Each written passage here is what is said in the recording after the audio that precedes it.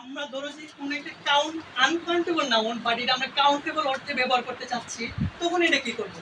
এটার মধ্যে অনেকগুলা এক একটা নিয়ম আছে। সবচেয়ে তোমার ভালো মানে আমাদের যে মানে 3 pieces of advice আমরা এরকম বলতে পারি। যখন কোনো একটা 1 pieces of advice, 1 piece of advice, 2 pieces of advice, 3 pieces of advice, এইভাবে আমরা আনকাউন্টেবল যেগুলো এগুলো কাউন্টেবল এর মধ্যে ফেলাতে পারি।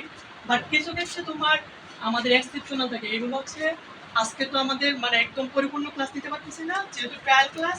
তোমরা পরিপূর্ণ যখন ক্লাসগুলো আসবে ওগুলোর মধ্যে মানে অটোমেটিক পাওয়া যাবে। ধরো যে স্কুপের ক্ষেত্রে 12 স্কুপ, ঠিক আছে। তারপরে ধরো যে কর্ন, এটা হচ্ছে আনকাউন্টেবল, ক্রপস হচ্ছে কাউন্টেবল। কর্নরে যদি আমরা করতে পারি এন ইয়ার অফ কর্ন, মানে আমরা যদি এটাকে কাউন্টেবল অর্থে ব্যবহার করতে পারি। আনকাউন্টেবলটাকে কাউন্টেবল অর্থ যদি ব্যবহার করতে চাই, ধরো যে অ্যাডভাইস, আমরা কি বলি আনকাউন্টেবল, তাই তো।